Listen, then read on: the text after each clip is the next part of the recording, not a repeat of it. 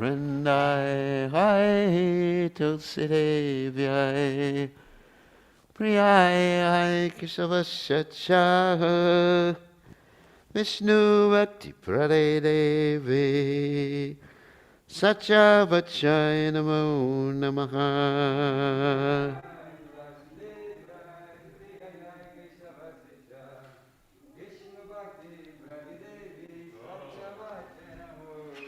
Vrindai Hai Tulsi Devyai Priyai Hai Kesavasya Vishnu Bhakti Prade Devi Satya Vachai Namo Namaha.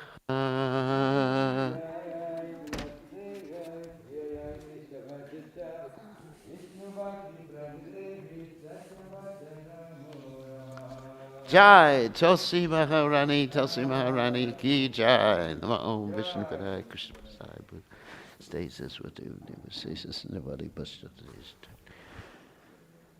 We offer our most respectful obeisances unto all the Vaishnava devotees of the Lord, who are just like the Zaya trees, who can fulfill the desires of everyone, and they are full of compassion for the fallen, conditioned souls. Jai.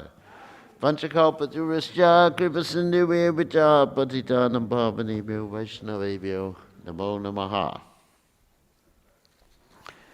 Okay. So today is a special day in the Vaishnava calendar.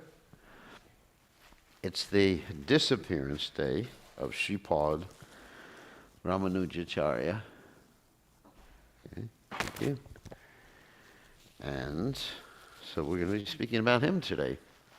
But first we will chant the prayers to the departed Vaishnavas, written by Narottamadas Thakur.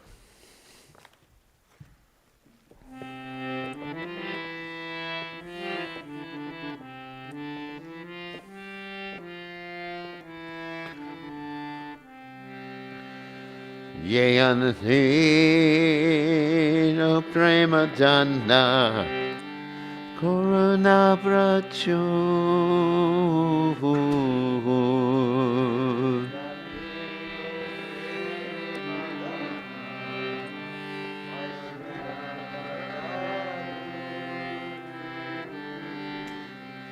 Heno Prabhu Kota Gena Acharya Thakur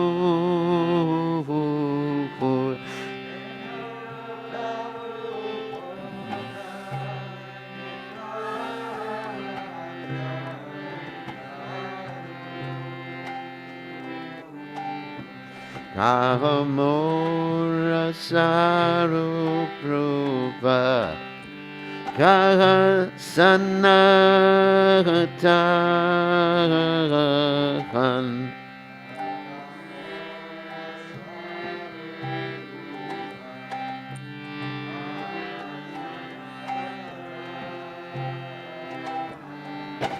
Kakatasa Raghunatha Patita Bhavan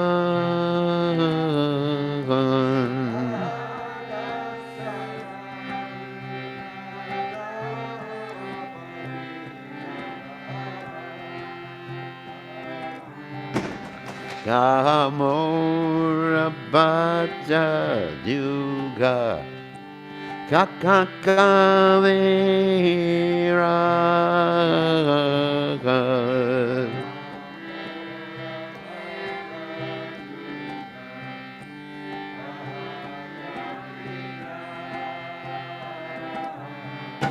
Ekakale Kotakela Koranda Taraj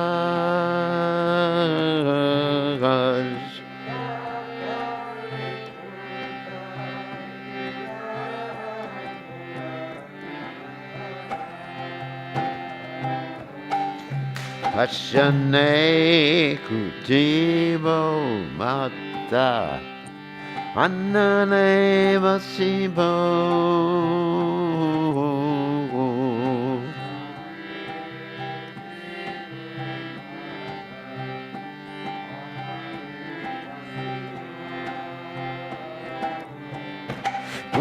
Sanga Gunera Neti Kotake Le Papo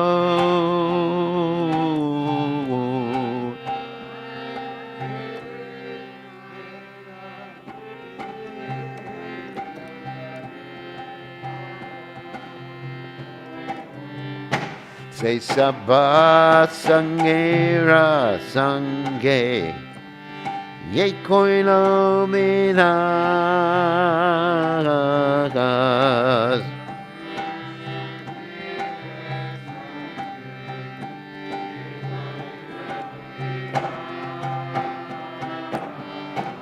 Say Sangana Poi Akande King Naratomodas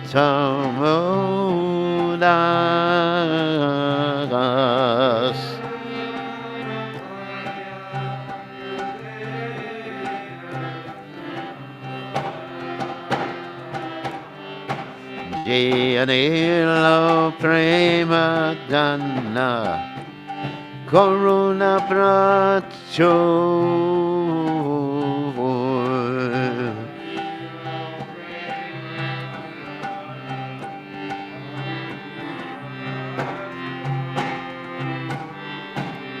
Jaya Ramanujacharya Jaya Ramanuja Jaya Jaya Ramanujacharya Jaya Ramanujacharya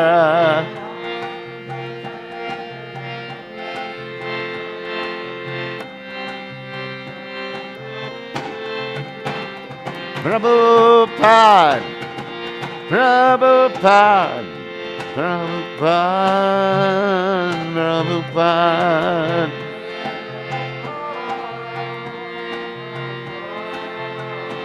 Prabhupada Prabhupada Jai Om Vishnupad Paramahansa Paravidikacharya Osuteta Satashi Shimad His Divine Grace Abhaya Charanada Bhaktivedanta Goswami Srila Prabhupada Ki Jai ISKCON Founder Acharya Srila Prabhupada Ki Jai Anantakoti Vaishnav Vrinda Ki Jai Namacharya Srila Haridas Thakur Ki Jai Prem Se Kaho Shri Krishna Chaitanya Purava Nityananda Shidwaita Gadadha Shivasati Gaur Bhakta Vrinda Ki Jai Shri Shri Radha Krishna Gopikapatna Shayam Kunda Radha Kunda Giri Govardhan Ki Jai Vrindavanam Ki Jai Maturadam Ki Jai Jagadava Sami Ki Jai Munamai Ki Jai Shivani Lasidevi Ki Jai Samaveda Bhakta Vrinda Ki Jai Gaur Premananda Hari Hari Bom All glorious the assemble devotees, all glorious the assemble devotees, all glorious the assemble devotees. All glories to Shri Guru and Gauranga Srila Prabhupada Ki Jai. Namah Vishnu Padai Krishna Vasai Bhutale Srimati Bhaktivedanta Swami Namani Namaste Saraswati Devi Gauravani Pachani Nivishesha Srinivadi Paschata Deshtarni. So the translation is, He who brought the treasure of divine love and was filled with compassion and mercy, where is such a personality as Srinivasa Acharya gone? Where am I Swarup Damodar and Rupa Goswami? Where is Sanatan? Where is Raghunath Das, the savior of the fallen? Where are my Raghunath Bhatta and Gopal Bhatta? And where is Krishnadas Kaviraj? Where did Lord Gauranga, the great dancer, suddenly go? I will smash my head against the rock and enter the fire. Where will I find Lord Gauranga, the reservoir of all wonderful qualities? Being unable to obtain the association of Lord Gauranga, accompanied by all of these devotees, in whose association he performed his pastimes, Narottama Das simply weeps. So, Om Gana Timidanda Shah Garanjana Shalakaya Chakshur Meditam Yena Tasmai Shri Gurave Namaha. So, today is the glorious disappearance day of Sripad Ramanujacharya, who is the head of, or the modern day Acharya, sorry, because the head is actually Lakshmi. So it is the modern day Acharya of the Sri Sampradaya, or Lakshmi Sampradaya. As we all know, there's 4 Sampradayas. The Sri Sampradaya, that's Lakshmi Sampradaya, the Brahma Madhva Gauriya Sampradaya, that's us, in case you haven't figured that out. And of course, there's the Kumara Sampradaya and the Rudra Sampradaya. So each one of these sampradayas had a particular slant on the philosophy, basically the philosophy of how the material world relates to Krishna, how everything relates to Krishna. And basically it's the same philosophy from different angles of vision. Yesterday we talked about Sripad Madhvacharya, who taught Dvaita, extreme dualism. And he was actually told, according to the biographers, he was told by Lord Chaitanya Mahaprabhu not to delve into Achincha Beta Beta Tattva and leave that up for Lord Chaitanya to do, because it required God himself to produce or present. Oh, there's God. So anyway, so to present the highest aspect or highest understanding, like that. So we were talking about this last night, that just like Advaitacharya, he was praying for the advent of the Lord, even though he is the Lord. He's non-different. Advaita Chuta Ananta Rupa Madhyam Purana Purusham Navayomanamcha. But he was praying for God to appear. In other words, God was praying for God to appear, which is quite interesting anyway. Because the point is, he wanted Krishna in his original manifestation to actually be the one to present this Achincha Beta Beta Tattva philosophy. So anyway, let's go back to, there's Sri Vaishnavism, which presents Vishishta Dvaita, qualified monism. Vishishta means even though all energies are one, they keep their individuality. And then Shuddha Dvaita, purified dualism by Madhvacharya. Dvaita, monism and dualism, Nimbarka, Kumara Sampradaya. And Shuddha Dvaita, purified monism by Vishnu Swami, Shiva Sampradaya. So we presented that philosophy already. Okay. So let's get into some of the previous acharyas that appeared before Ramanujacharya appeared. And of course, it's important to tell the story about Yamunacharya in regard to the appearance of Ramanujacharya. So there's this person named Nata Muni, this great personality, who appeared about,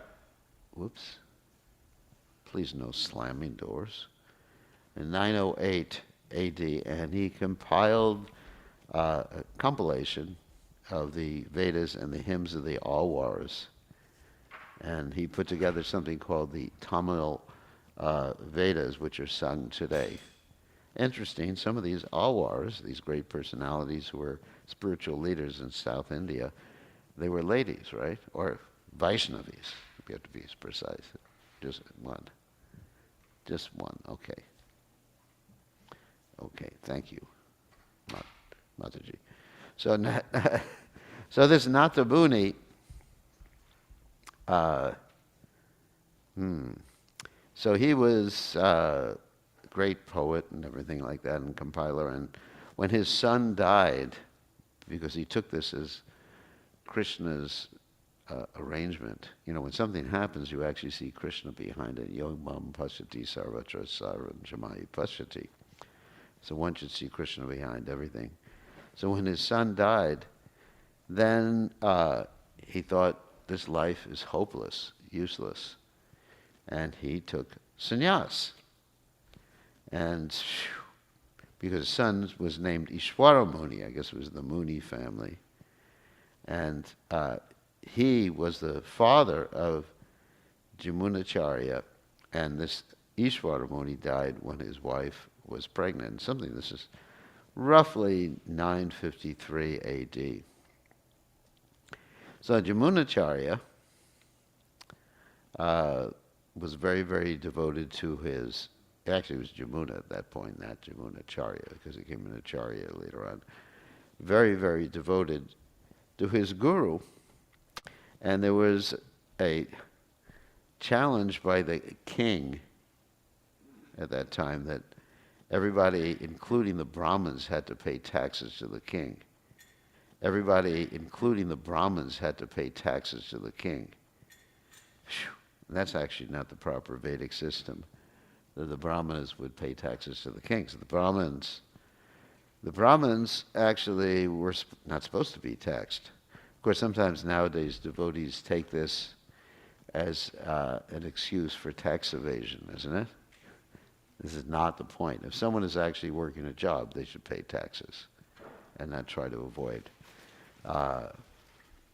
Render unto Caesar what is Caesar's, right? Render unto God what is God's. So anyway, so basically, Yamunacharya felt really unhappy that his father, and not his father, his guru, had to pay the taxes. So what happened is that he went to argue with the Pandit, because that was the point. You either argue with the Pandit or pay the taxes, and you have to win the argument. So then he came to the king of Chola at that time, and there was the arrangement, either pay taxes or argue. So he challenged the Pandit, and the queen, she took his side and she made a gamble. She said, well, if he wins, then you have to give him half your kingdom. And if the king wins, and the king's Pandit wins, then the queen said, I'll become your servant. So obviously she wasn't so submissive at that particular point. So anyway, they had questions and answers. So Yamunacharya said to this Pandit, okay, try to argue with these particular points I'm making, and try to negate the points I'm making right now. Okay, so the point is, your mother is not barren. And the second point was, the king is righteous. And the third one is, the queen is chaste. So the Pandit was thinking, oh my God, how can I defeat these points? There's no way to defeat these points, because my mother is not barren, because she had me. The king is righteous. If I defeat that point, then I'll be offending the king. The queen is chaste. Oh my God. And if I defeat that particular statement, I'll be offending the queen. Come on, if I try to prove the queen is unchaste, oh my God. So the Pandit said, I cannot defeat these arguments, so you have to do it, Yamuna. And Yamunacharya said, that's pretty easy. Because your mother, that is the Pandit's mother, is barren because she only had one son. And there's some Vedic injunction, if you only have one son, you're considered barren. Of course, we shouldn't go around and criticize ladies who've only had one son and said, or no sons, you're just a barren lady. That's an offense.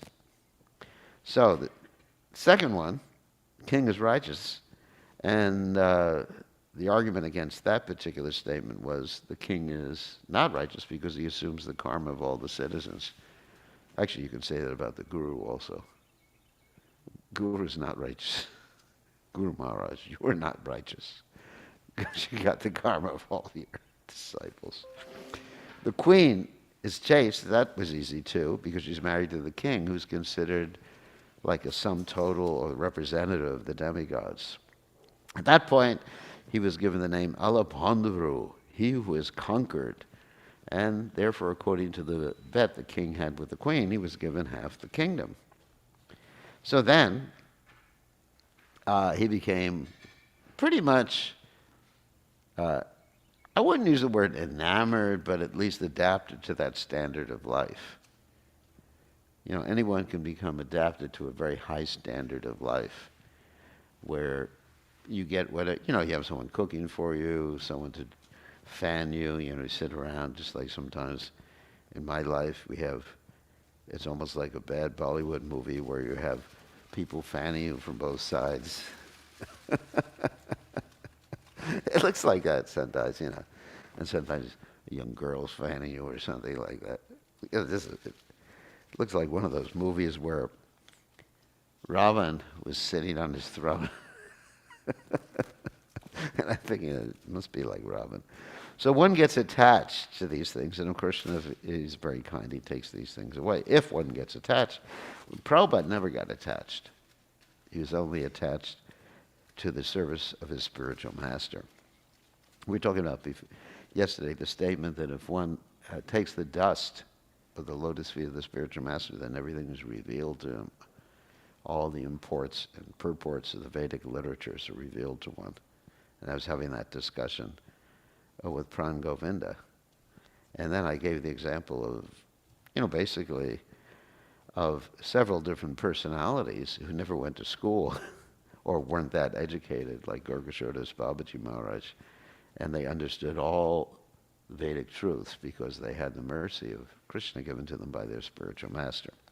So the whole point is to please the spiritual master. So anyway, Natha Muni, who we mentioned before, had taken sannyas, who was the grandfather of Yamuna, sent his disciple Nambi to Yamuna to try to wake him up.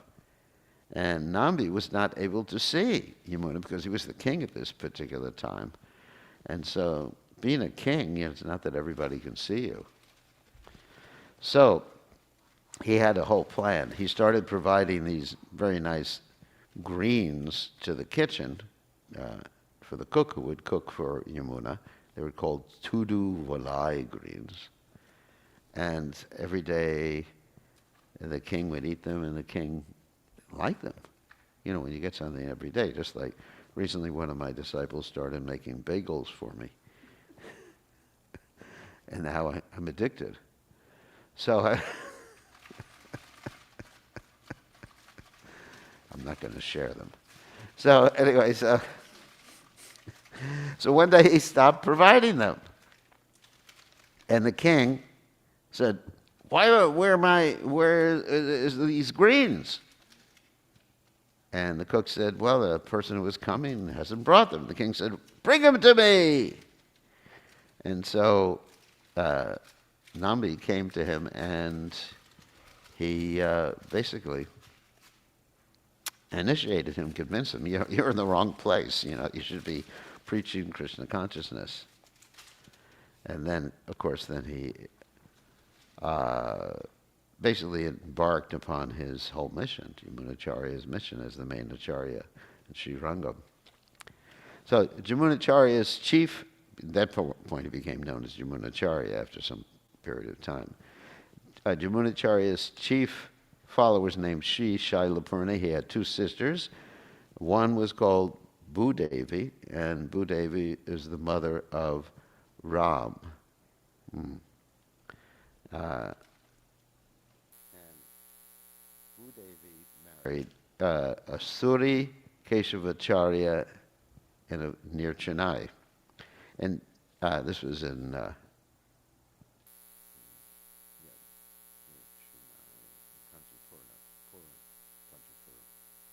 So in 1017, roughly, sometimes these dates are not quite that accurate, Ramanujacharya, who was Ramanujacharya, appeared, Ramanuja at that point, not Ramanujacharya, and he was named Ramanuja. He's considered to be an incarnation of Lakshman. Lakshman, of course, is the younger brother of Lord Ram. So as he grew up, he began to associate quite a bit with a non-Brahmin disciple of Yamunacharya. His name was Kanchi Purna. And Ramanuja also married at 16 years of age. When his father died, then he moved completely into Kanchipuram, and he had a guru. His guru's name was Yadava Prakash, who was an impersonalist. So he used to serve his guru very nicely. One day he was massaging his guru, and his guru quoted this verse from the Chandogya Upanishad. mistranslated the verse from the Guru, or mistranslated and misexplained the verse from the Chandogya Upanishad. And the Guru said that Krishna's eyes are as red as a monkey's. Anyway, I'm not going to mention where. It's just so painful. You can't do that. And Ramanujacharya, while he was massaging his Guru, started to cry. And the tears fell on the Guru's back, and the Guru, Yadava Prakash, not Achyuta Preksha, that was the Madhvacharya's Guru. The Guru said, "What's the problem?" And Ramanujacharya said, "This is not the right interpretation. The right interpretation is that Krishna's eyes are as red as a lotus flower. Beautiful lotus flower." And the Guru got really upset. And then in the second time he defeated his Guru in argumentation, in which he said, the Vaishnava understanding that Brahman is incapable of being covered by the illusory energy. And his Guru was saying, Brahman has been covered. And then his Guru got so upset, you can't have a disciple who disagrees with you. So, got to kill him. But, he had a very wonderful way, an interesting way of killing his disciples, so he wouldn't have to suffer any sinful reactions. He said, let's all go on a trip, to all of his disciples, to the Ganges. And then when we go to the Ganges, we'll kill him, to the other disciples. And then we just bathe in the Ganges. It's like, if you have to kill someone, just yani kani chapapani brahmahat chidikani cha tani tani pradasyanti pradakshina pade pade, which means by killing a Brahman, brahmahat chidikani cha. It doesn't work like that. Prabhupada talked about that. He said if something is premeditated, that's one thing. But if there's accidental, it happens, once, that's another thing. So you don't think that I can get away with any damn thing. That's, committing offenses on the strength of chanting or on the strength of devotional service. So, anyway, so he went to the Ganges with his Guru, but his cousin Govinda informed him. He said, you better get away. They're going to kill you tonight. So he left in the middle of the night. And remember, he was at the Ganges, and Ramanujacharya previously was all the way in south, not quite South India, but Kanchipuram, which is near Madras. So it's quite a walk. And so he went through the woods, and in the woods he discovered there was a fowler couple. Fowler means people who catch birds. And that was actually Narayan and Lakshmi Narayan. He didn't know that. And he just took rest at one night, and the next day he woke up and he was back in Kanchipuram. And so even there he continued to associate with his Guru. Very liberal. If I had a teacher who tried to kill me, I don't think I would associate with him anymore. But he had some etiquette. So then what happened was that the king of Kanchi had a problem. His daughter was haunted by a ghost, a Brahma Rakshasa. We talked about Brahma Rakshasas last night. And so Yadava Prakash, the guru of Ramanujacharya, tried to cure or get rid of the ghost, and the ghost started laughing at him. Imagine if you try to do a ghost busting, and the ghost says, ha ha ha, you can't do anything. And so he said, the only way that I'm going to leave is if this girl gets to the lotus feet of Ramanuja. So Ramanujacharya got rid of this ghost, and the Guru was more upset at that point. And finally, he kicked him out of the ashram after explaining this verse, Sarvakal Vidam Brahma, that everything is Brahman. So, So that was one thing. But the Guru later on became a disciple of Ramanujacharya because his mother actually encouraged him, and he had a dream. But that's another part of the story. So we mentioned before that that Ramanujacharya was serving Kanchi Purna, who was from a lower caste and a disciple of Yamunacharya.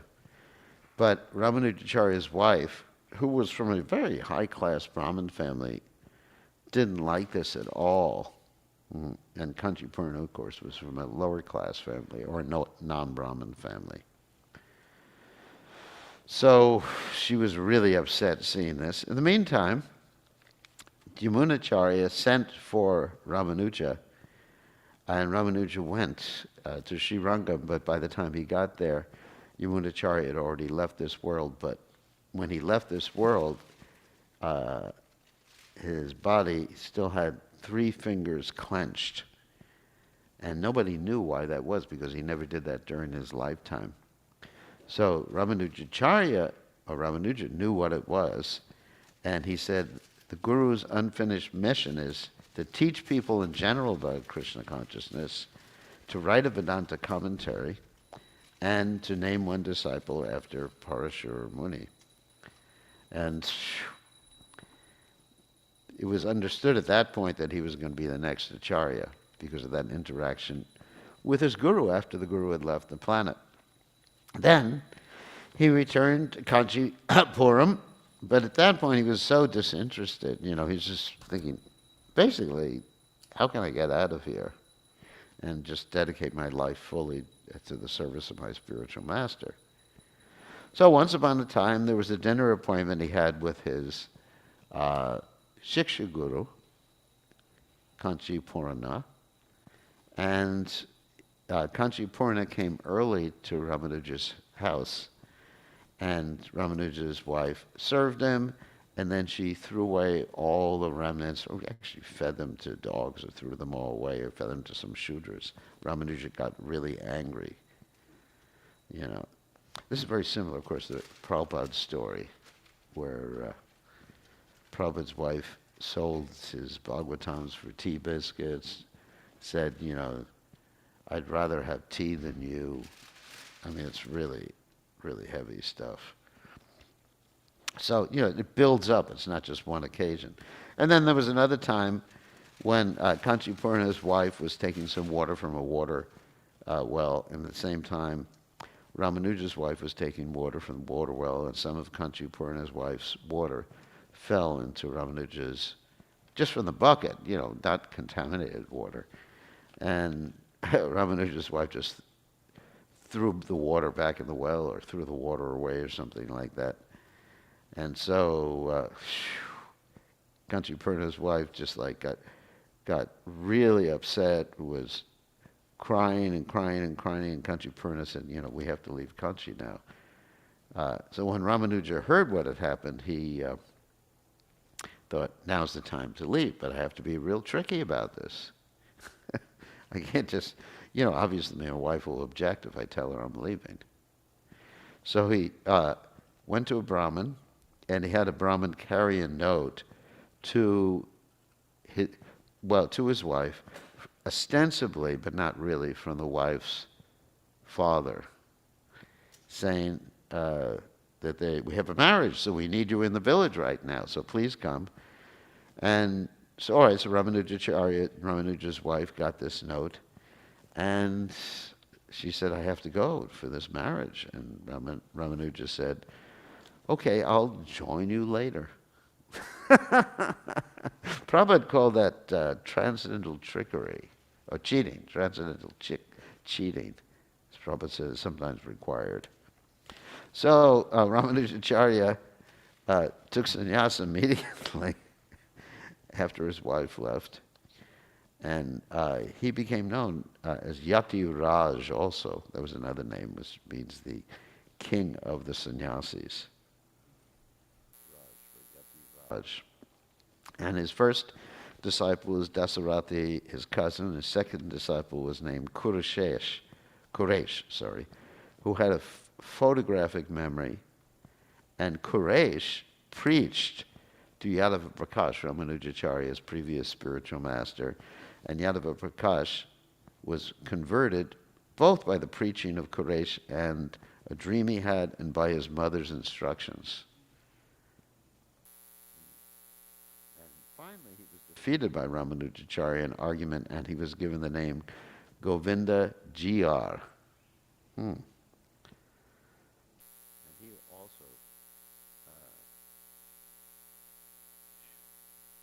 also became a famous Vaishnava.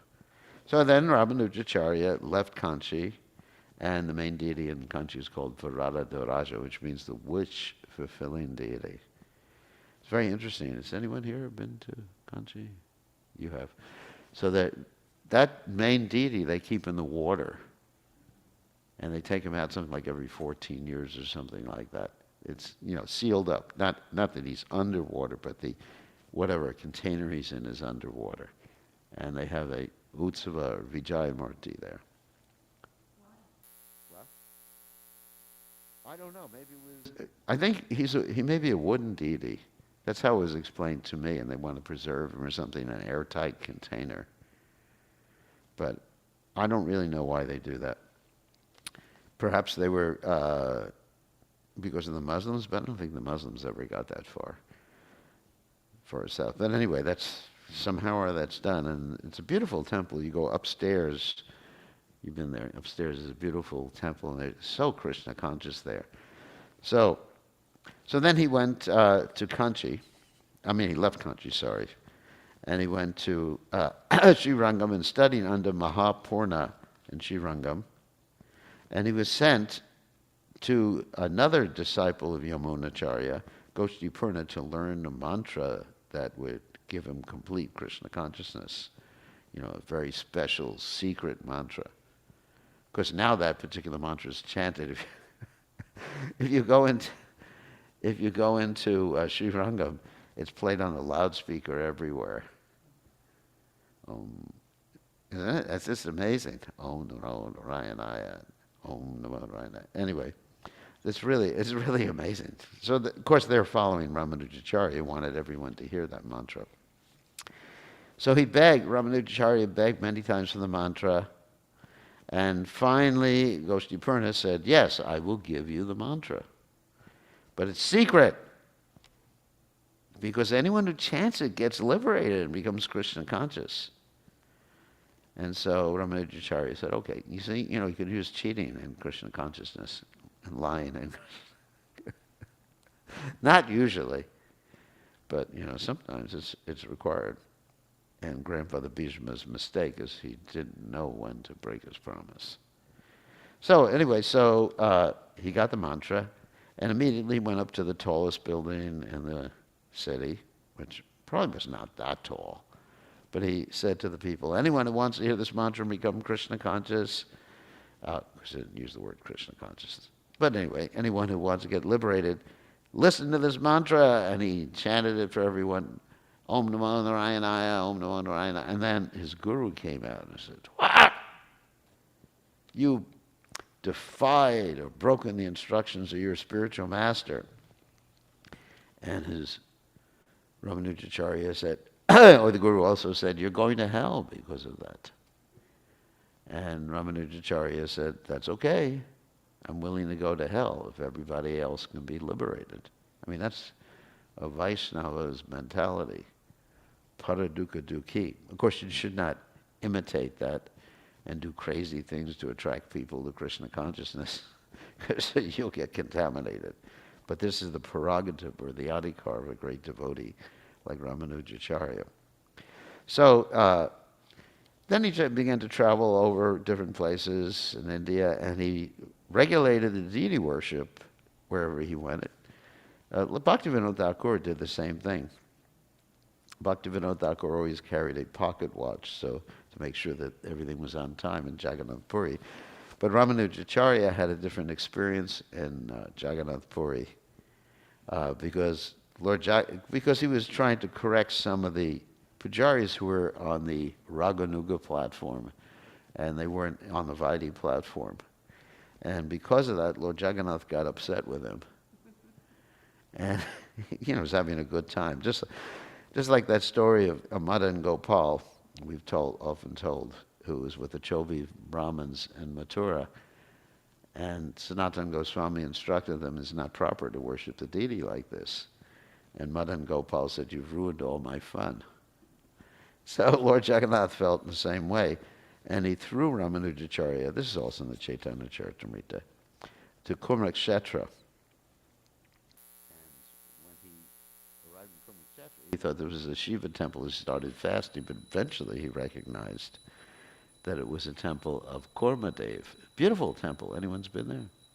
You've been there. They actually have a whole garden with turtles in it. And then also a self-manifested deity of Karma. It's really beautiful. And the temple's, the architecture of the temple is really beautiful there in Kurmakshetra. And South India, I mean, they have a lot of the original culture there. So, and he also wrote the Sri Bhasha, the commentary on the Sutra, and then there was a little problem, and the king of Chola was a Shiva worship, and he wanted everyone to worship Shiva, and he started to threaten Ramanujacharya and his disciples. And he says, I want to see Ramanujacharya, because he thought, you know, if Ramanujacharya doesn't surrender, I'm going to kill him or put his eyes out. But one of Ramanujacharya's disciples, Quresh, dressed as Ramanujacharya, and this disciple, when he argued with the king, I'm not going to say what he said because it's really heavy. The king actually blinded him. But later on, this king became known as Krimikanta, which means worm throat, because he got, I guess, cancer in the throat and died. So later on, Quresh was asked by Ramanujacharya to go to Varadaraja and ask for his sight back. So he went to Varadaraja, and instead of asking for his sight back, he asked for the king to be forgiven. And then Ramanujacharya chastised him. He says, don't you understand, your eyes are meant to be used in my service. They're not your property. So he went back to the deity of Varadaraja, and he got his eyes back.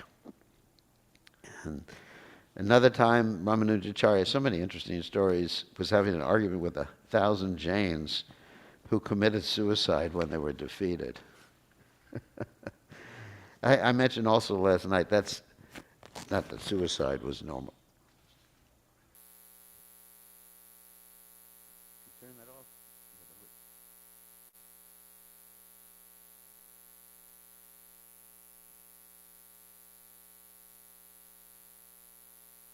Sounds like me, but as much as I like myself, I don't like to hear myself from the other side of the room. So, anyway, and then there's we hardly have any time. There's a story of Dhanurdas, which I don't have time to tell. So, Ramanujacharya, when he was getting ready to leave this world, he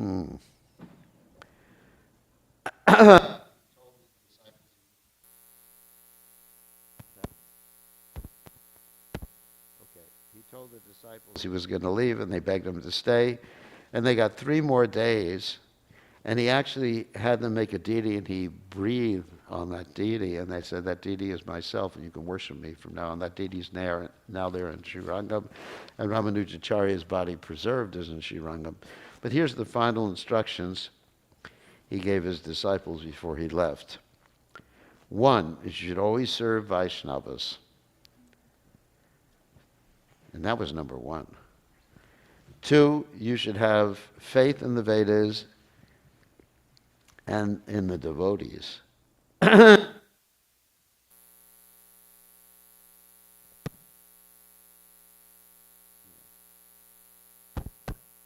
should conquer lust, anger, and greed. And 4, you should worship Narayan. And then he put his head on the Govinda's lap, and he left his body and left the deities and the form of himself in Srirangam. So today is the disappearance day of this great personality, Shripad Ramanujacharya. So we have about 15 seconds left. Anyone have any questions? No. Krishna said, that's it.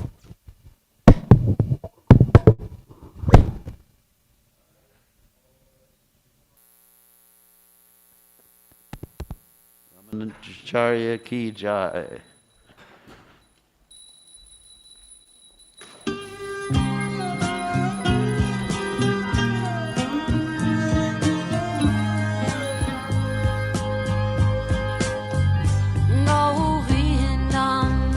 Adipurusham Tamaham Bhajami Govindam Adipurusham Tamaham Bhajami Govindam Adipurusham Tamaham Bhajami Kanvantam Aravindadlayataksam Bharavatam Samasitam Buddhasundarangam Kandar Agom Nikamaniya Visheshasova Govindam Adipurusham Tamaham Bhajami Govindam Adipurusham Tamaham Bhajami Govindam Adipurusham Tamaham Bhajami Angani Asasalam Triyadri Imanti Pasyanti Panti Kayanti Chiram Jaganti Angana Jinaya Salam Jala Vigrasya Govindam Adipurusham Tamaham Bhajami Govindam Adipurusham Tamaham Bhajami Govindam Adipurusham Tamaham Bhajami Govindam Adipurusham Tamaham Bhajami Govindam Adipurusham.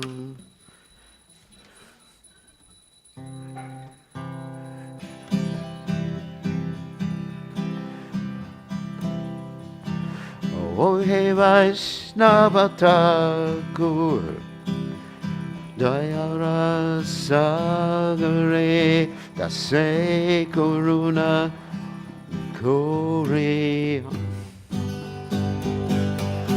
Oh, hey Vaishnava Thakur Dayara Sagare Dase Koruna Kori. Dia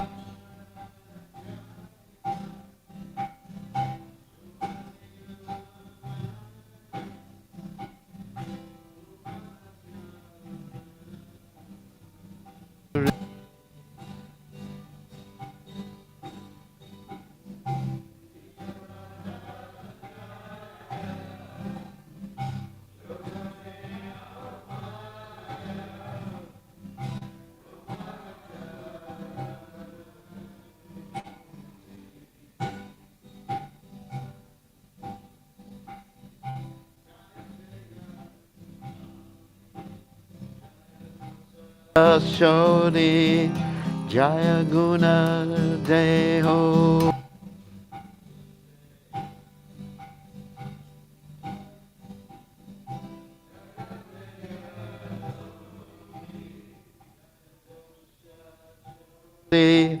Jaya Guna Deha say